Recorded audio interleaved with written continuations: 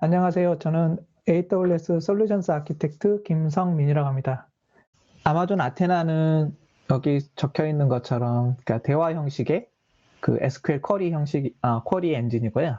그래서 오늘 할 내용은 이제 전체적으로 아테나가 무엇인지 간략하게 설명을 드리고 왜 아테나가 좋은지에 대한 설명을 잠깐 드리고 그다음에 이제 아키텍처적으로 아테나를 어떤 때 활용할 수 있는지 그러니까 그런 내용 좀 얘기 드리고 그 다음부터는 이제 실제 아테나를 쓰실 때 그 필요한 내용들이 있거든요. 테이블을 어떻게 정의를 하고 그 다음에 테이블 정의할 때 데이터 포맷이랑 시리얼라이저나 디시리얼라이저를 어떻게 설정하는지 그리고 이제 그 파티션 같은 경우는 어떻게 정의를 하는지 그리고 이제 쿼리 같은 거 옵티마이즈 할 때 어떤 방식으로 하면 좋은지 그 외에 이제 여러 가지 것들을 설명을 좀 드리고 그다음에 이제 간단하게 랩업하고 마치겠습니다. 그래서 아테나는 이제 한마디로 얘기하면 그 서버리스 분산 쿼리 엔진이라고 얘기를 드릴 수 있고요. 근데 이제 데이터가 S3에 저장되어 있는 데이터에 한해서 이런 처리를 해준다. 이렇게 생각하시면 쉽고요. 그래서 여기서 기억하실 키워드는 이제 분산이란 점하고 그다음에 SQL 쿼리 엔진이다. 그리고 데이터가 S3에 있어야 된다. 이 세 가지를 기억하시면 이제 아테나를 이해하실 때 도움이 많이 됩니다. 그래서 보통 아테나를 쓰는 이유가 저희가 이제 그 데이터를 저장하는 저장 공간과 실제 그 쿼리를 수행하는 쿼리 엔진을 이제 분리해서 아테나는 제공해주고 그 다음에 이것들을 굳이 뭐 서버를 설치한다든가 아니면 클러스터를 구성한다든가 이런 식의 작업이 필요 없이 저희가 서버리스 형태로 제공하고 있기 때문에 상당히 이제 관리도 편하고 사용하기 편합니다. 그리고 이제 실제 과금 체계 역시도 그냥 그 쓴 만큼만 쿼리를 수행한 만큼만 비용을 하면 되기 때문에 이제 비용을 또 효율적으로 사용하기도 쉽죠. 그리고 이제 아테나 같은 경우는 실제 그 데이터를 처리하는 방식이 그 데이터를 읽어올 때 그 스키마를 그 정의를 해서 사용을 하는 거라서 이제 그러니까 실제 뭐 데이터를 넣을 때부터 스키마를 고려해서 넣는다든가 이런 게 할 필요 없이 이미 저장된 데이터가 있다면 거기에서 바로 분석을 하고 싶을 때 이제 아테나 같은 거 붙여서 사용하기 쉽죠. 이제 그 외에도 여러 가지 이제 AWS에서 제공하다 보니까 이제 보안이라든가 그 다음에 이제 그 오픈소스 커뮤니티에 대한 지원이라든가 이런 부분에서도 좀 많은 장점을 가지고 있고요.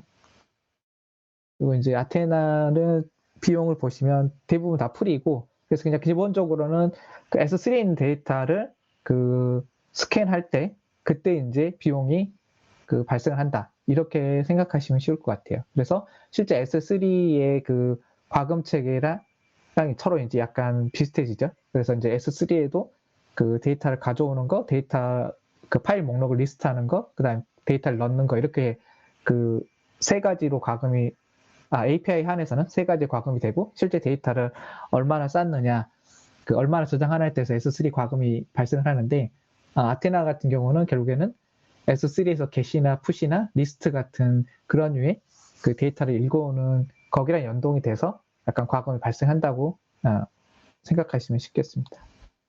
그리고 실제 아테나를 사용하실 때는 그 기본적인 NCSQL을 지원을 하고 있고요. 특히나 이제 아테나 자체가 그러니까 AWS에서 직접 만든 거라기보다는 그 오픈소스인 프레스토라고 하는 분산 쿼리 엔진이 있는데 그 쿼리 엔진을 저희가 S3 저장소를 사용을 했을 때 처리할 수 있도록 저희가 이제 랩핑을 한 그런 서비스다 보니까 프레스토에서 지원되는 대부분의 쿼리들이 다 지원이 되고요. 그리고 이제 데이터 역시도 이제 S3의 CSV나 아니면 뭐 JSON이나 아니면 이제 파케나 ORC와 같은 이런 컬럼너 형태의 그 데이터 포맷으로 저장된 경우에도 다 처리가 가능하고요.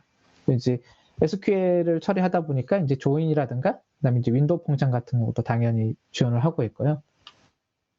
그리고 그 S3 자체의 데이터 양이 이제 많이 저장할 수 있다 보니까 이제 그 아테나 같은 거 사용하실 때는 이렇게 많은 양의 데이터를 빨리 어떤 쿼리를 하고 싶을 때 그리고 그런 많은 양의 데이터에 대해서 쿼리를 빨리 수행하고 싶을 때 어떤 별도의 인프라라든가 이런 거 구성이 없이 이런 걸 하고 싶을 때 사용하신다고 생각하시면 쉽고 그다음에 이제 안테나 역시도 그 다른 어떤 데이터 웨어하우스 서비스처럼 이제 페더레이트 쿼리가 수행이 되고 있고요. 그러니까 페더레이트 쿼리라는 건 그러니까 다른 종류의 그 어떤 데이터 웨어하우스라든가 아니면 데이터베이스랑 아테나랑 연동을 해서 쿼리를 할 수 있다고 생각하시면 되는데요.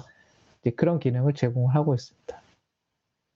그래서 실제 저희가 이제 아테나와 같은 이런 분산 쿼리 엔진에서 그 실제 큰 데이터셋을 어떻게 처리하는지를 한번 생각을 해보면 왼쪽에 있는 거는 일반적인 RDS라고 생각하시면 되거든요. 그래서 일반적인 RDS 같은 경우는 하나의 호스트 안에 스토리지가 있고 그 스토리지에서 쿼리를 수행하는 쿼리 엔진이 이렇게 같이 그 붙어가지고 배포가 되는 형태예요. 그러다 보니까 만약에 데이터 양이 많아졌을 때 그 많은 데이터를 처리할 수 있는 그런 방법으로는 크게 이제 두 가지 방식으로 접근을 하게 되죠. 하나는 이제 스케일업, 즉 모든 스토리지 그 사이즈도 키우고 그다음에 실제 쿼리 엔진의 사이즈도 키우는 거죠. 그러니까 두 개 자체가 하나로 붙어 있기 때문에 자연스럽게 저렇게 스케일업을 하는 방법이 있고 다른 방법은 이제 스케일 아웃이라고 그래서 그러니까 그 호스트 자체의 사이즈를 키우는 건 아니고 여러 개를 동일한 사이즈의 호스트를 계속 이제 붙이는 형태인데 이제 뭐 MySQL 같은 그런 RDS 같은 경우에 만약에 이제 멀티마스터가 지원이 안 된다. 그러니까 여러 개의 그 라이트가 가능한 노드들의 동시에 이제 쓰기 같은 게 지원이 안 된다고 하면 대체적으로는 스케일 아웃을 하더라도 그러니까 라이터는 하나고, 그러니까 프라이머리 노드는 하나고, 나머지는 이제 리플리카로 해서, 그러니까 리드를 약간 스케일 아웃하는 형태로 이렇게 접근을 하고, 만약에 라이트 퍼포먼스를 올려야 된다고 한다면, 결국엔 이제 스케일 업을 하는 방법밖에 없는데, 근데 이제 아테나 같은 경우는, 그러니까 저런 형태에서 사실상은 스케일 아웃 전략을 사용을 하고 있거든요. 그래서 그 컴퓨팅과 스토리지를 분리를 하고 있고, 근데 여기서 이제 장점이 나오는데, 이제 MySQL 같은 거는 앞서 얘기 드렸던 것처럼 그 컴퓨팅과 스토리지가 하나의 호스트에 이제 묶여 있는 상태이기 때문에 멀티마스터가 지원되지 않는 한은 저렇게 스케일 아웃 방식으로 그 라이트를 분산시키거나 이렇게 할 수 있는 방법이 없지만 지금 이제 아테나와 같은 경우처럼 컴퓨팅 즉 그 쿼리 엔진하고 실제 스토리지를 분리를 하게 되면 그러니까 스토리지는 스토리지 따로 이렇게 스케일 아웃을 시키고 컴퓨팅은 컴퓨터 따로 스케일 아웃을 시키기 때문에 실제로 라이트 그 부하는 스토리지 쪽에서 이제 스케일 아웃을 시켜서 그 처리를 할 수가 있고 그다음에 이제 리드에 대한 그런 그 성능이라든가 이런 부분들은 또 이제 컴퓨팅 쪽에서 그러니까 별도로 이렇게 스케일 아웃 시켜서 대응을 할 수 있는 이런 장점들이 생기죠. 그리고 이제 그렇기 때문에 이제 컴퓨팅과 스토리지 사이에 이제 스토리지 인터페이스 레이어로 하는 것들이 하나 이제 생기게 되는 거예요. 물론 이제 그 여러분들한테는 이렇게 딱 그 노출이 돼 있지, 그러니까 여러분들이 뭐 설정을 하거나 할 수 있는 그런 방법은 없지만 실제로는 내부적으로는 저런 형태로 구성이 돼 있다고 이해하시면 쉽고요. 그래서 일반적으로 저희가 그 분산 데이터 처리 시스템이라 하면 대체로 이런 형태, 즉 컴퓨팅과 스토리지가 분리가 돼 있고, 그다음에 이제 그 밑에 있는 스토리지는 이제 분산 파일 시스템 같은 거를 많이 사용을 하고 있고요. 그 대표적인 예로 이제 오픈 소스인 HDFS 그리고 이제 저희 아마존 S3, 그다음에 컴퓨팅 쪽은 이제 분산 처리 프레임워크인 그 하드웹 맵리디스라든가 아니면 아파치 스팍이나 플링크 또는 이제 하이브나 프레스토 그리고 이제 아테나도 그러니까 이런 종류의 하나로 생각하시면 되는데 이제 아테나는 S3에 저장된 데이터 안에서 이런 분산 처리를 할 수 있는 프레임워크이다. 그리고 그걸 이제 오픈 소스인 프레스토를 저희가 약간 랩핑을 해서 제공한다. 이렇게 이해하시면 쉬울 것 같습니다. 그래서 이제부터는 이제 아테나를 어떤 식의 아키텍처 패턴에서 주로 사용하는지 하나씩 볼 텐데요. 이제 가장 쉽게는 그냥 애드호크한 쿼리, 그러니까 내가 뭔가 어떤 데이터가 있고 거기에 데이터에서 뭔가를 이제 분석하고 싶다. 그래서 보통 이제 MySQL에서 쓰는 것처럼 뭐 셀렉트 한 다음에 뭔가 그룹 파일에서 통계를 넣고 싶다든가 아니면 특정 데이터만 추출하고 싶다든가 이제 그런 형태로 이런 아테나도 그러니까 쓰이게 되고요. 그래서 대체로 데이터 소스들이 뭐 이제 레드시프트나 S3나 RDS 뭐 EC2에 있는 어떤 그 데이터베이스 이런 게 있다고 가정을 하면 일단 아테나 같은 경우는 대부분의 데이터 소스가 그 다른 데이터 소스에서 S3로 데이터를 집어넣거나 아니면 일종의 앞서 설명드렸던 것처럼 이제 페더레이터 쿼리 같은 거를 활용을 해서 뭐 레디시부터 아테나를 사용을 한다든가 아니면 아테나랑 RDS를 사용한다든가 이렇게 사용을 하게 되고요. 그래서 그렇게 나온 결과를 그 맨 오른쪽에 보이시는 이런 BI 툴로 뭐 그림을 그려준다든가 이렇게 이제 활용을 하게 되겠죠.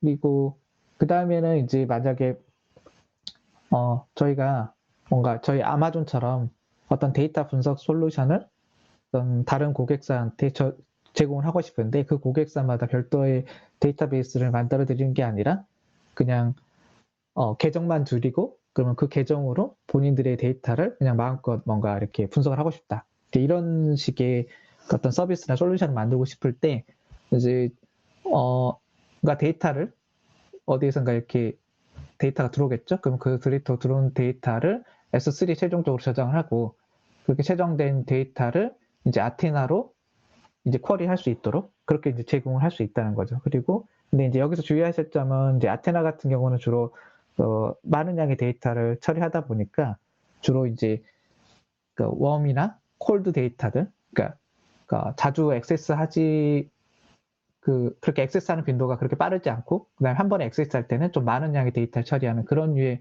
데이터를 이제 아테나로 보통 처리를 하고 그다음에 뭐 실시간으로 빨리 처리해야 된다고 한다면 뭐 RDS나 아니면 뭐 일렉서치라든가 이렇게 뭔가 실시간성이 조금 더 그 기능이 좀 더 많은 그런 이제 솔루션을 사용하는 이렇게 두 가지 형태를 섞어서 쓰는 그러니까 이런 형태로 쓰실 수가 있고 이때 이제 아테나 같은 경우는 그냥 계정만 주면 바로 이제 그 쿼리를 할 수 있으니까 저렇게 사스 형태로도 쓸 수 있다는 거죠. 그리고 그 이제 ETL 작업 같은 경우 할 때 보통 이제 그러니까 실제로 그쪽에 있는 데이터 소스에서 어떤 S3 같은 데이터가 이렇게 들어오면 그 데이터에 대해서 변형을 하고 싶을 때가 있을 거예요. 어떤 특정한 컬럼을 추출을 한다든가 아니면 그 컬럼의 데이터 포맷을 좀 바꾼다든가 뭐 이런 식의 작업 같은 거를 할 때가 있는데 그때 뭐 이제 스팍이나 플링크나 아니면 하드웨어 맵리우스 같은 거를 쓰셔도 되는데 뭐 이제 실제 기술셋이 주로 이제 주로 MySQL 같은 그런 이제 SQL은 익숙한데 그렇게 어떤 거 프로그램을 해서 처리하는 그런 데이터 분석 시스템에는 좀 익숙하지 않다. 이제 그런 경우에 이제 아테나 같은 거를 활용하시면 이제 쿼리로 어느 정도 이런 작업들을 하실 수가 있는 거죠. 그래서 이제 실제 S3에 들어온 로우 데이터를 변형을 하고 또 다시 이거를 아테나로 분석하는 이런 식의 그 패턴으로 사용하실 수도 있고요. 그다음에 이제 또 이제 데이터 분석하시는 분들이라든가 그다음에 이제 그 머신러닝 하시는 분들에서는 데이터 자체를 앞서 얘기 드린 것처럼 뭔가 변형을 해야 되는데 이제 그런 변형들을 이제 데이터 분석하시는 분들이 그 머신러닝 하시는 분들이 어떤 그 머신러닝 알고리즘이라든가 이런 쪽에 좀 스킬셋이 좀 더 많으시고 실제 데이터를 이렇게 가공하는 쪽에 조금 더 이제 그런 부분에서 익숙하지 않다. 그렇다면 이제 아테나 같은 걸 쓰셔서 마찬가지로 SQL로 이렇게 데이터를 변형해서 쓰는 이런 형태로도 쓰실 수가 있는 거죠. 그래서 지금까지 이제 쭉 얘기했던 부분들을 한번 이렇게 정리를 해보면 그러니까 저희가 보통 이제 SQL로 처리할 수 있는 엔진들을 쭉 나열을 해보면 대충 이런 솔루션들이 나오거든요. 그래서 이제 EMR에 플링크나 스팍의 SQL을 쓰던가 아니면 이제 글루에 스팍을 사용을 하시면서 스팍 SQL을 쓰던가 아니면 EMR에서 이제 프레스토를 사용하는 방법이 있고 그리고 이제 프레스토의 서버리스형 버전인 이제 아테나 그리고 정말 이제 그 데이터 웨어하우스인 레디시프트 이제 이런 식의 서비스를 사용할 수 있는데 이런 서비스들을 크게 이제 뭐 처리하는 데이터의 구조라든가 그 지원되는 그 프로그램 언어, 그다음에 이제 데이터를 어디에 저장하고 있는지, 그다음에 이제 보통 주로 사용되는 유즈 케이스로 이렇게 쭉 비교를 해보면 이런 형태의 그 테이블이 좀 나오고 여기서 그냥 유의 깊게 보셔야 될 부분은 이제 레드시프트 같은 경우는 데이터 자체가 레드시프트 노드에 저장된다는 거고 나머지 그 서비스들은 대부분 이제 S3를 기본으로 하고 있다. 그리고 그다음에 이제 또 한 가지는 대부분 다 이제 SQL을 다 지원을 하고 이제 스팍이나 플링크 같은 경우는 API 형태도 지원이 된다는 점. 그리고 이제 주로 그런 아테나나 뭐 프레스토나 이런 류의 것들은 그러니까 결국에는 이제 SQL로 뭔가를 처리하고 싶을 때 주로 많이 사용되고, 실제 이제 퍼포먼스 측면에서 이제 이제 많이들 문의를 하시는데, 고객사도 그렇고 아마 궁금하신 점들이 있을 건데, 실제로는 아테나랑 뭐 EMR의 프레스토랑 뭐 EMR의 스파기나 플링크 이거를 직접적으로 비교하기는 좀 어려운 점이 있어요. 왜 그러냐면 아테나의 클러스터가 얼마 정도의 사이즈인지 모르기 때문에 실제로 동일한 클러스터 사양으로 그 프레스토를 만들었을 때 프레스토가 더 빠를지 이걸 절대적으로 비교할 수가 없다는 거죠. 그래서 그렇지만 이제 아테나 같은 경우도 충분히 이제 빠르게 사용할 수 있는 그런 식의 방법들이 있으니까요. 오히려 뭐 이렇게 1대1로 비교하기보다는 이제 운영 효율성이라든가 이제 비용을 최적화한다는 측면에서 예, 아테나가 조금 더 유리하지 않을까 이제 이런 생각이 좀 들고요. 그리고 이제 실제 그러면 아테나를 쓰는 방법들에서 하나씩 좀 볼 텐데요. 그 아테나를 먼저 쓰려면 저희가 이제 RDS에서 그 데이터베이스나 테이블 만들듯이 이제 그러니까 create external table이라고 해서 S3에 저장된 데이터에 대한 스키마를 정의를 해줘야 돼요. 그래서 앞서도 얘기 드렸듯이 그 아테나 같은 경우는 실제 쿼리 엔진과 그 다음에 데이터가 저장된 데이터 스토리지가 분리가 되어 있는 상태여서 실제 쿼리 엔진 입장에서 보면 그 데이터의 스키마를 알 수가 없거든요. 그렇기 때문에 저희가 S3에 저장된 데이터가 어떤 형태의 스키마를 갖느냐 이걸 이제 정의를 해주는 게 create external table을 생각하시면 되고, 그렇기 때문에 실제 저희가 테이블을 삭제를 한다고 하더라도, 즉 아테나에서 테이블을 삭제한다고 해서 데이터가 실제 S3에 삭제되는 건 아니에요. 그리고 이제 S3에 이미 저장된 데이터를 어떻게 해석을 할 거냐, 그래서 그 해석하는 방법을 저희가 정의를 해주기 때문에 실제로는 이런 형태의 스키마 정의를 보고 저희가 읽을 때 스키마를 정의한다고 해서 스키마 온 리드 이렇게 얘기를 하고 있고요. 그래서 아마 처음에 이제 아테나 메뉴에 딱 들어가 보시면 그 맨 위에 이제 여기 있는 이제 쿼리 에디터도 있는데 그 옆에 saved 쿼리라고 그래서 저희가 예제로 만들어 놓은 쿼리들이 있어요. 그래서 이제 이걸 아테나 쿼리가 잘 모르시겠다면 이런 예제를 통해서 이제 쉽게 좀 비슷하게 쿼리를 만드시면 될 것 같고요. 그래서 여기서는 이제 플라이트 비행 정보 관련된 비행 기록 관련된 테이블을 한번 이렇게 만들어 보는 건데요. 지금 여기 보시는 것처럼 이제 create external table에서 이런 플라이트라고 하는 관련된 데이터 테이블 하나 쭉 만들면 이 옆쪽에 이제 테이블 목록에 이게 만들어질 거예요. 그리고 실제 쿼리를 여기서 좀 작아서 안 보일 수 있는데 이게 select all 하고 그다음에 100개의 100개의 로우를 뽑아본 거거든요. 그러면 그 결과가 이렇게 이제 보입니다. 그리고 이제 실제 그러면은 앞서 여기서 보여드렸던 그러면 이 결과는 어디에 저장이 되느냐? 그러니까 디폴트로는 아테나가 이런 식의 프리픽스를 갖고 있는 그런 버킷이 하나가 만들어지고 그 버킷에 그러니까 이런 형태로 저장이 되는 거죠. 여기 있는 부분은 이제 옵션을 어떻게 줬나에 따라서 좀 다른데요. 근데 기본적으로는 그러니까 별도의 어떤 임시 결과를 저장하는 버킷이 만들어지고 거기에 저장이 된다. 이제 이렇게 생각하시면 쉬울 것 같습니다. 그러면 조금 더 쿼리가 실행되는 원리에 대해서 한 번 더 살펴보면 이게는 이제 광고 데이터, 임프레션이라고 하는 광고가 얼마나 노출이 됐고 클릭이 됐는지 이제 확인하는 그런 데이터에서 내가 날짜별로 이런 날짜별로 이런 기간의 데이터를 어떤 광고가 노출이 됐는지를 이렇게 뽑는 거예요. 그래서 이제 요 날짜 순서대로 이렇게 쭉 뽑아서 실행해보면 이제 이런 결과가 나올 텐데 실제로는 S3에 저장된 내용을 보면 이런 형태의 그러니까 add하고 impression이라고 하는 버킷 안에 이제 실제 날짜 단위로 이렇게 디렉터리가 있고 이 안에 이렇게 저장이 돼 있다고 생각을 해보세요. 그럼 이때 저희가 저 쿼리를 수행하기 위해서 그러니까 이런 형태로 먼저 데이터의 스키마를 정의를 해준다는 거죠. 그래야지 이 쿼리가 수행이 될 때 이 DT당 impression ID가 어디서 데이터를 읽어야 될지, 그 다음에 어떤 타입인지 이런 것들을 이제 알 수가 있는 거죠. 그 다음에는 그러면 이제 저 쿼리를 수행할 때 수행할 데이터는 어디에 있는지, 즉 S3에 어디에 있는지도 여기에 있는 create external table 할 때 이런 로케이션에 그 표시를 해서 저장을 한다는 거죠. 그래서 실제 그 create external table에서 가장 중요한 부분은 이런 스키마 내용하고 어느 위치에 있느냐. 이게 이제 제일 중요한 부분이고, 이제 그 위에 이제 이런 부분들에 대해서도 이후에 계속 설명을 드리겠습니다.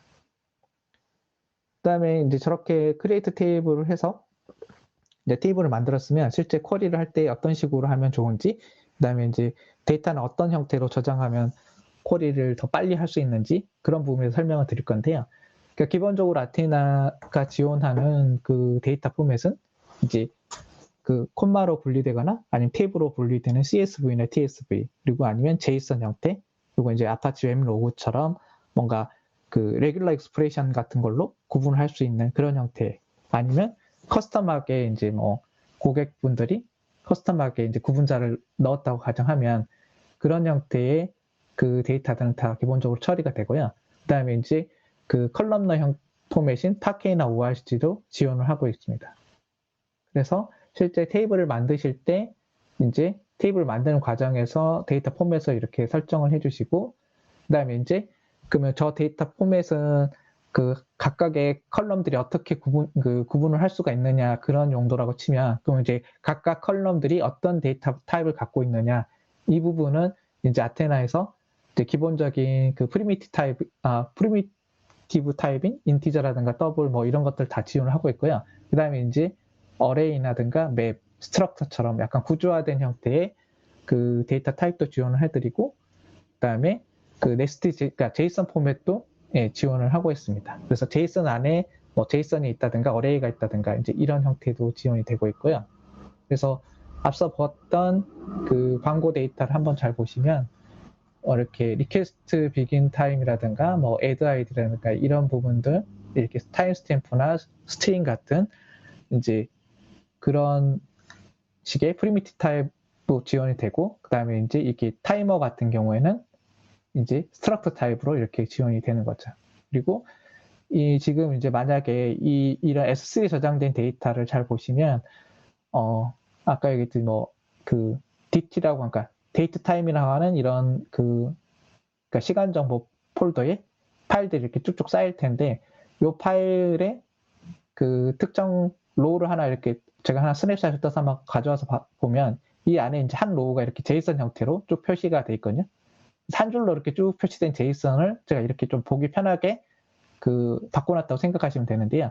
근데 이렇게 해서 실제 여기는 제이슨이 한 줄씩 쭉 저장이 돼 있기 때문에, 그럼 그 로우를 어떻게 해석을 할 거냐, 이제 거기에 대한 정보를 주는 게 이런 식으로 로우 포맷에서 시리얼라이저랑 디시리얼라이저를 설정을 하는 거거든요. 그래서 여기 보시면 JSON SERD라고 한 게 이 로우가 JSON으로 돼 있고, 요런 JSON을 시리얼라이즈하고 디시리얼라이즈하는 그런 라이브러리로 쓰겠다, 이제 그런 식의 표현이라고 생각하시면 쉽습니다.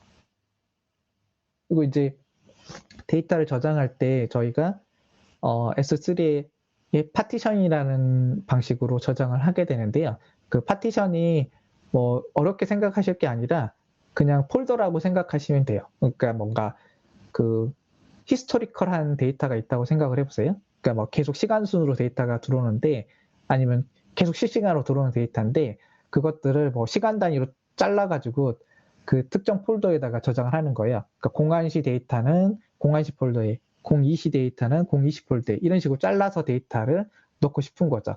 그래서 보통 이렇게 파티션을 할 때 뭐 이어나 먼스나 데이, 그 다음에 아워 이런 형태로 파티셔닝 해서 이렇게 저장을 하게 되는데, 그러니까 이렇게 파티셔닝을 하게 됐을 때의 장점은 이제 뒤에서 한번 설명을 드리면, 지금 여기 같은 경우도 저희가 이제 날짜하고 시간까지 시간, 분까지 해서 5분 단위로 이렇게 폴더를 쭉 나누고, 5분 단위로 그러니까 13시 00분부터 13시 04분 59초까지 데이터는 여기에 들어가고, 그 다음에 13시 05분부터는 또 여기에 들어가고, 이런 식으로 폴더를 나눠서 이렇게 쭉 저장을 하고, 그래서 실제 아테나에서 이 쿼리를 처리할 때도 데이터 자체가 이렇게 파티션인 데이터, 그러니까 폴더로 나눠져 있다 하는 정보를 같이 주는 거죠.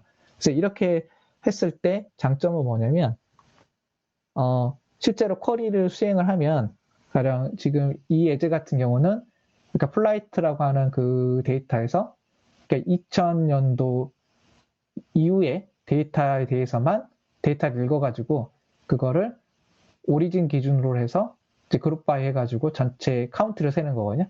그럼 이제 이렇게 했을 때, 만약에 그 데이터가 2000년도 이전의 데이터가 있다고 하더라도, 실제 그 부분은 읽지를 않고 2000년대 이후의 데이터만 읽게 되는 거죠. 그래서 실제로 그 저렇게 파티셔닝 한 거랑 파티셔닝 안 한 거를 비교를 해보면, 실제 그 파티셔닝 안 한 경우 같은 경우는 1분 정도가 걸리는데, 그 파티셔닝 하면 그 절반 정도인 37초 정도가 걸리고, 읽어오는 데이터 양도 실제 여기 보시면 거의 한 그 1기가 정도 차이가 나는 거죠. 그래서 이렇게 그 동작하는 이유가, 저렇게 파티셔닝을 지정을 해주면, 저런 웨어 조건 같은 거에서 웨어 조건에 이제 파티션이 들어가면 그러니까 그 웨어 조건이 실제 파티션을 찾아갈 때 그 같이 밑으로 조건이 내려가거든요. 그래서 그 조건을 그 파티션을 찾는 데 활용이 되기 때문에, 그러니까 데이터를 전부 다 읽어와서 그 다음에 필터링을 하는 게 아니라 이미 파티션을 찾을 때부터 특정 파티션만 찾게 돼서, 그러니까 적은 양의 데이터를 읽어오게 되고, 그래서 훨씬 이제 빠르게 된다는 거죠.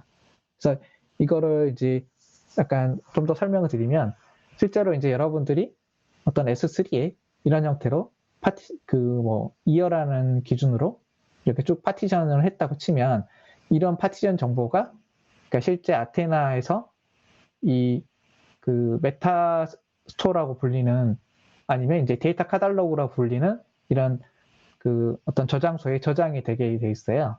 그래서 실제로 이제 어떤 테이블이 그 다음에 어떤 데이터 위치에 있고, 그 다음에 그 파티션은 각각 어떤 정보인지 이런 식으로 그 저장을 하게 돼 있고요.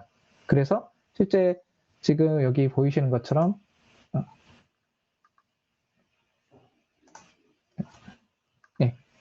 그냥 여기 보면 select origin, 그 다음에 그 이렇게 그러니까 그룹 바이에서 카운팅 했을 때, 여기에 있는 이어 정보가 이 쿼리가 수행될 때 사용되는 상태를 보면, 만약에 파티션이 없다 그렇게 하면 일단 S3에 있는 데이터를 전부 다 읽어가거든요. 그 다음에 이제 필터링을 해요. 그러니까 여기 있는 필터링 부분부터 이제 아테나에서 수행을 하는데, 요 필터링 할 때 이제 파티션 정보가 활용이 되는 거죠. 그리고 실제 이제 그룹 바이나 이런 부분들이 또 이제 수행이 되는 거예요. 그렇지만 파티션이 있다 그러면 요 파티션이 있고, 그 다음에 이제 파티션에 관련된 조건이 쿼리문에 있다 하면, 파티션을 읽어올 때 이 조건에 맞는 파티션만 찾아서 읽게 되는 거예요. 그래서 요 파티션이 요 파티션으로 표현된 그 위치를 찾아가지고 그 데이터만 읽게 오기 때문에, 사실상 요 필터링 과정이 생략이 되는 거죠. 그 다음에 실제 쿼리를 수행하게 되기 때문에, 그러니까 데이터를 스캔할 양도 적어지고, 그러니까 스캔할 양이 적어지니까 당연히 I/O 속도가 상대적으로 빨라지겠죠. 그래서 전체적으로 이제 비용이 감소가 되는 거고요. 그렇다면 저런 이제 파티션은 어떻게 만들어주느냐? 저희가 MSCK라고 하는 이제 커맨드가 있어서, 만약에 그러니까 전체 파티션을 약간 한 번 더 맞추겠다. 그러니까 전체 파티션 자체를 그러니까 다 교정을 하겠다. 이게 아예 없거나 아니면 뭔가 잘못된 것 같아서 전체 파티션을 한 번 더 다 맞추겠다 하면 MSCK라고 하는 저런 커맨드로 맞출 수가 있고요. 또 다른 방식은, 만약에 파티션이 이제 아까 시계열 데이터처럼 지속적으로 계속 데이터가 들어오니까 뭐 계속 파티션을 추가하고 싶다. 그래서 이전 끝까지 가령 뭐 01시까지는 파티션 데이터가 다 맞고, 02시에 들어오는 데이터도 이제 파티션을 추가하고 싶다. 그럴 때는 이제 alter 테이블 하고 add 파티션 해서 이렇게 파티션을 추가할 수가 있는 거죠.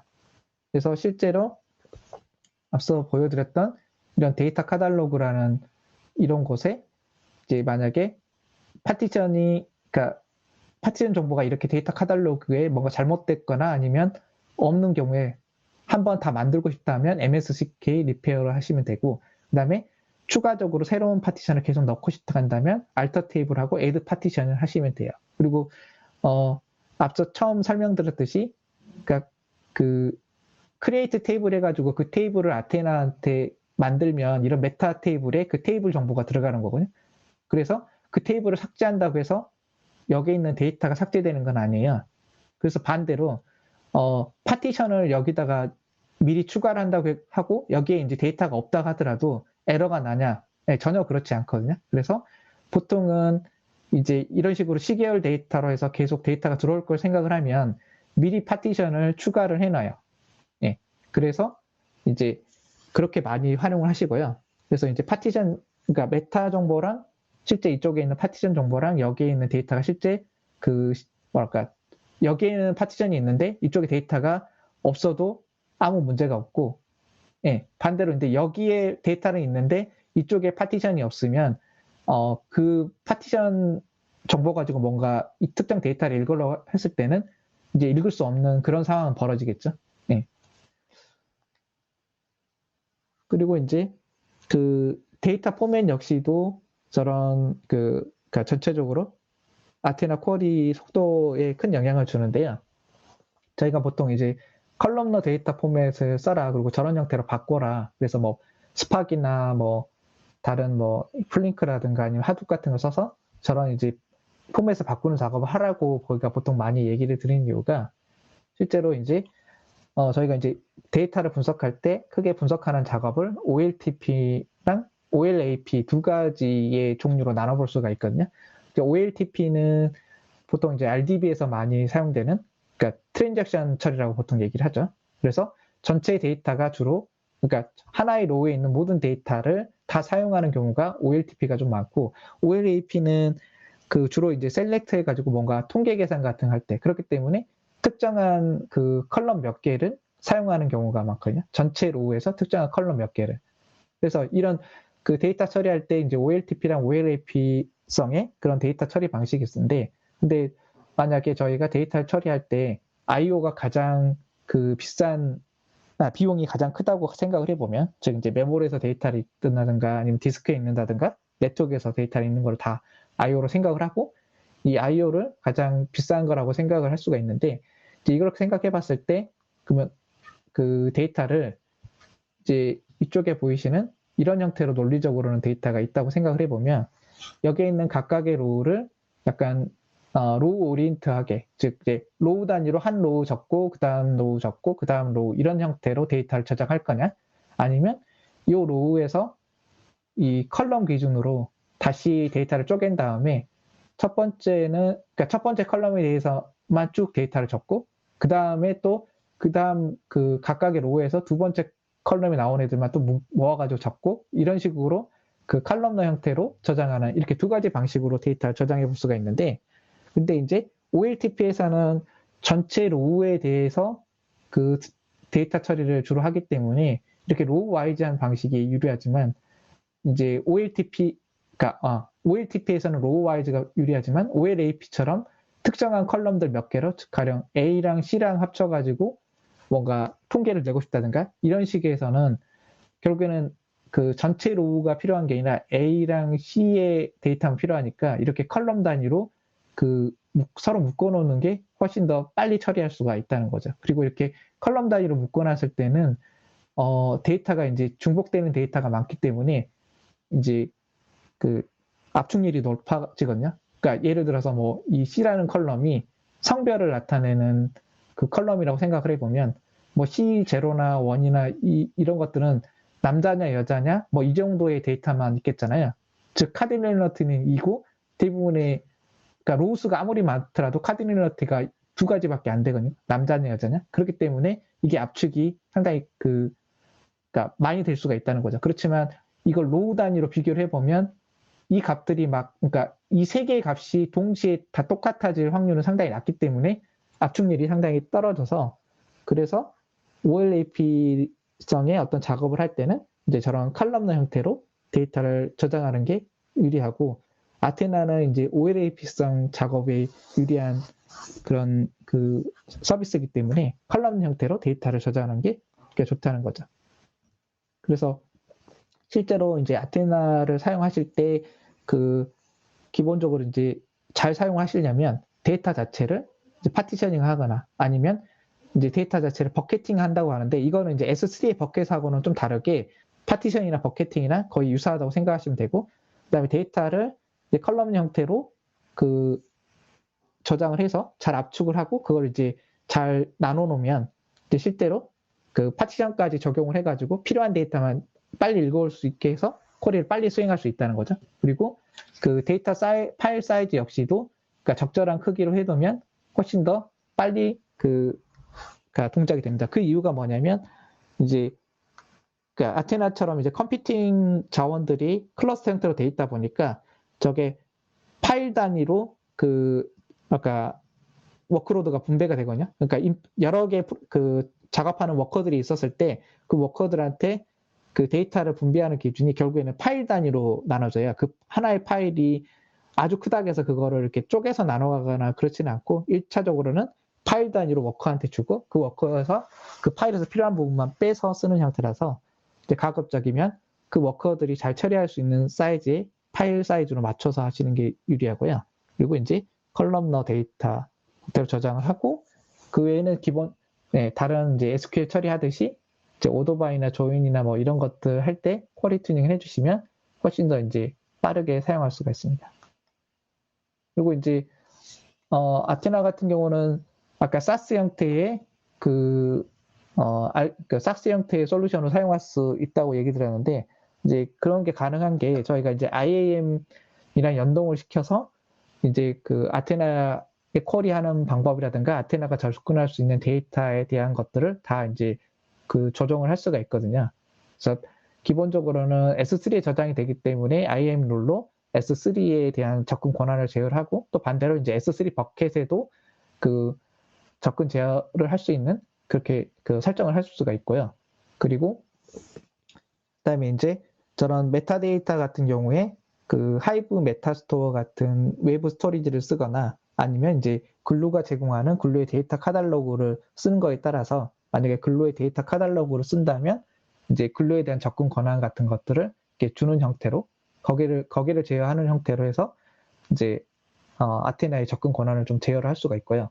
그리고 그런 접근 권한 같은 경우를 제어를 할 때 저희가 이제 워크그룹이라는 걸 사용을 해요. 그래서 워크그룹을 사용을 하면 여러 개의 워크그룹을 나눠가지고 약간 워크로드마다 다른 식의 권한을 줄 수가 있고 그 다음에 워크그룹마다 어떤 쿼리가 수행됐는지 별도로 이제 따로 나눠서 이제 쿼리 매트릭스를 볼 수가 있고 또 마찬가지로 그렇게 쿼리 매트릭을 따로 볼 수 있기 때문에 비용 역시도 따로 저희가 컨트롤할 수 있다는 거죠. 그래서 그러니까 이런 형태로 워크그룹 설정을 해줄 수가 있고 그리고 이렇게 매트릭도 워크그룹 단위로 따로 다 보실 수가 있고요.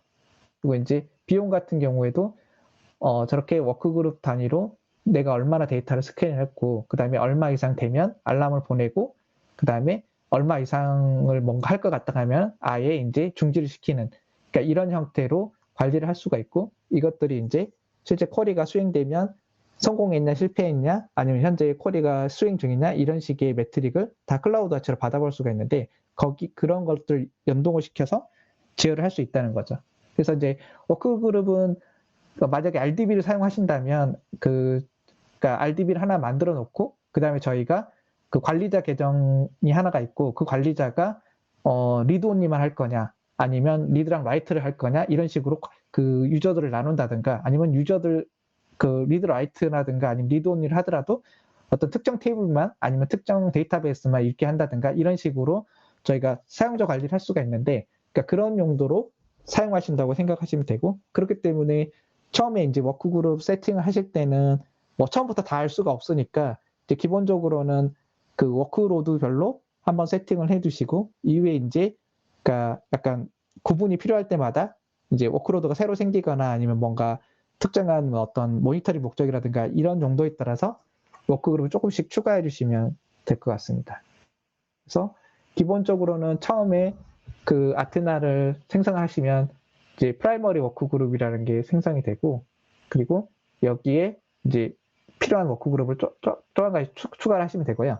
그리고 이제 아테나 같은 경우도 일반적인 RDS나 아니면 데이터 웨어하우스처럼 그러니까 뷰 기능을 제공하는데요. 여기서 근데 뷰 기능은 그 피지컬한 테이블을 만든 게 아니라 로지컬하게, 즉 이제 실제로 저 뷰가 여러분들한테는 테이블로 보일 테지만 실제 아테나 입장에서는 나중에 실제 쿼리, 그 뷰에 대한 쿼리가 실행이 되면 그 뷰를 만드는 실제 뭐 셀렉트 같은 그런 쿼리가 또 내부적으로 바뀌어서 실행이 된다고 생각하시면 돼요. 그래서 물리적으로 어떤 별도의 저장 공간이 마련되는 건 아니고 쿼리가 바뀐다, 이렇게 생각하시면 쉬울 것 같고요. 그래서 지금 이런 예제처럼 여기 보면 이제 크리에이트 뷰하고 이렇게 여러 식의 셀렉트를 한 데이터로만 이제 뷰를 만들겠다, 이렇게 해볼 수가 있고, 그 다음에 이제 그 아테나에서 저희가 기본적인 ETL 처리를 하실 수 있다고 했는데요. 그때 사용하는 그 쿼리가 저 create table as select라고 하는, 저희가 이제 약자로 앞글자만 따서 시타스라고 얘기를 하는데, 그러니까 MySQL 같은 거라든가 PostgreSQL 이런 RDS 쓰시는 분들 익숙하실 거예요. 그래서 특정 테이블에서 특정 컬럼만 뽑아가지고 새로운 테이블을 하나 만들고 싶을 때 이제 저런 쿼리를 사용하는데, 그러니까 간단한 예를 보면 이런 형태인 거죠. 그래서 올드 테이블에서 전체 데이터를 읽어서 그 데이터의 포맷을 좀 바꾸고 싶은 거예요. 그래서 파케이로 바꾸고, 파케이 내부는 이제 스냅피로 압축을 해서 새로운 테이블을 바꾸고 싶다. 그러면 이제 이런 형태로 쓰실 수가 있고, 이제 다양한 예제 같은 것들이 이쪽 링크에서 보실 수 있기 때문에 아마 이제 실제 작업하실 때는 여기를 참고하시면 많이 좀 도움이 될 거예요.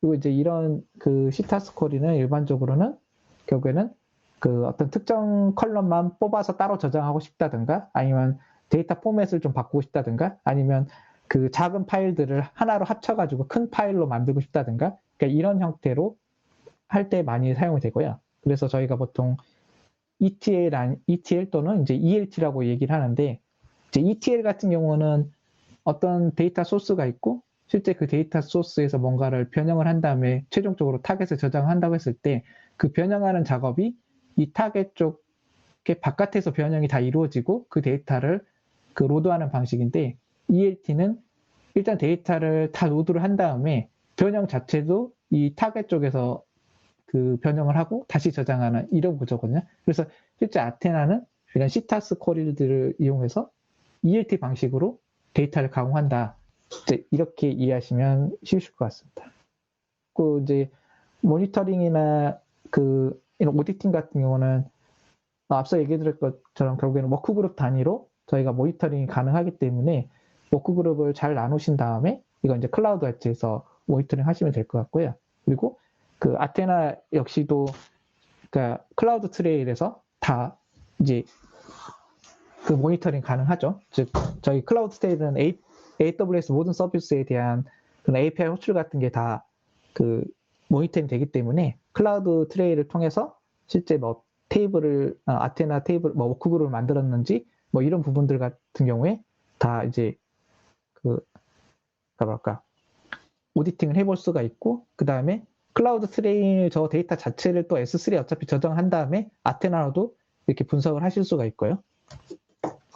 그리고 그 중요한 몇 가지 이제 매트릭을 좀 보면 실제 아테나는 그러니까 비용 구조가 그러니까 그 데이터를 얼마나 많이 스캔을 하고 실제 그 쿼리가 얼마나 오랫동안 수행되느냐, 이런 형태로 비용이 나가기 때문에 실제 이제 쿼리 수행에 관련된 이런 그러니까 시간이 나오는 이런 매트릭하고, 그다음에 실제 처리한 그 바이트 수, 그러니까 이런 식의 매트릭들이 약간 주요하고요.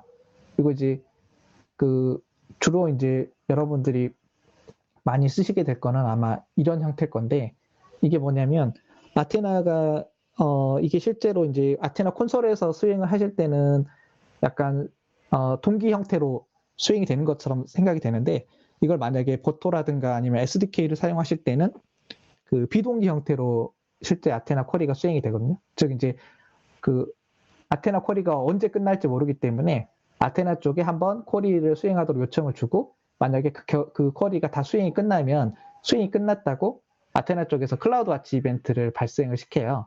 그래서 여기 보면 이런 current state라고 하는 여기에 이제 쿼리가 실패했는지 성공했는지 아니면 현재 돌고 있는지 이런 형태로 그 클라우드 와치 이벤트를 주기적으로 발생을 시키는데, 그래서 만약에 이제 아테나 같은 걸 사용을 해가지고 그 데이터 처리를 하는데 뭔가 이렇게 디펜던시가 있어 작업 간에 디펜던시가 있어서 아테나 작업이 끝나면 다른 작업을 한다든가 뭐 이런 걸 하실 때는 이런 클라우드 와치 이벤트를 약간 그 람다 같은 걸 이용을 해가지고 캐치를 하신 다음에 그 다음 작업으로 진행하도록 이런 형태로 사용하실 수 있고 아니면 아테나를 써서 이제 CQRS 패턴 즉 그 쿼리를 던지는 커맨드랑 실제 쿼리 결과를 읽어가는 부분을 분리해서 서비스하는 CQRS 패턴 같은 형태로 구현을 하실 때도 이런 클라우드 와치 이벤트를 잘 활용을 하시면 쉽게 이제 구현을 하실 수가 있습니다. 그래서 전체적으로 이제 좀 정리를 해보면 결국에는 아테나는 애독한 쿼리를 수행하는 그래서 S3에 저장된 데이터에 대해서 애독하게 쿼리를 수행할 수 있는 이제 분산 쿼리 엔진이다. 그리고 IAM을 이용을 해가지고 액세스 컨트롤이 가능하고 그 다음에 이제 그 쿼리를 수행한 거에 따라서 비용을 지불하고 여러분들은 뭔가 인프라스트럭처를 만들거나 뭐 관리할 필요가 없다. 이제 그런 점들이 장점이라고 생각하시면 될 것 같습니다. 그리고 이제 이거는 추가로 그 아마 이제 이번에 실습하실 때라든가 조금 더 이제 공부하실 때 참고하라고 링크를 좀 걸어봤고요. 이제 요거 두 개는 그 아테나의 대부분의 기능들을 잘 설명해주는 그런 워크샵이라고 생각하시면 되고, 그 다음에 마지막 이쪽 툴은 이제 파이썬이나 이제 판다스 같은 거 쓰시는 분들은 이제 아테나에 대해서 코딩하기 쉽게 좀 나온 그런 툴들이거든요. 그래서 이거 한번 참고해 보시라고 여기에 기록을 해놨습니다.